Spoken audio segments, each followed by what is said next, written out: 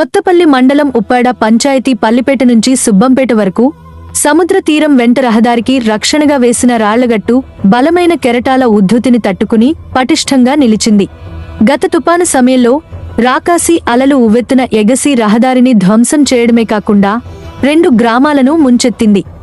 దాంతో 46 లక్షలతో కూటమి ప్రభుత్వంలో ఉప ముఖ్యమంత్రి పవన్ కళ్యాణ్ గారు నిర్మించిన గట్టు ప్రస్తుత తుపాన్ సమయంలో పనికొచ్చింది. పల్లిపేట నుంచి సుబ్బంపేట వరకు ఉన్న రాయి ఎంబాంక్మెంట్ తుఫాన్ తీవ్రతను ధైర్యంగా ఎదుర్కొంది. దాంతో తీర ప్రాంతం, సమీప గ్రామాలు సురక్షితంగా నిలిచాయి. ఏది ఏమైనా ముందస్తు ఆలోచనలు, సరికొత్త ప్రణాళికలతో దూసుకుపోతున్న పవన్ కళ్యాణ్ గారిని శత్రువు అయినా సరే అభినందించాల్సిందే.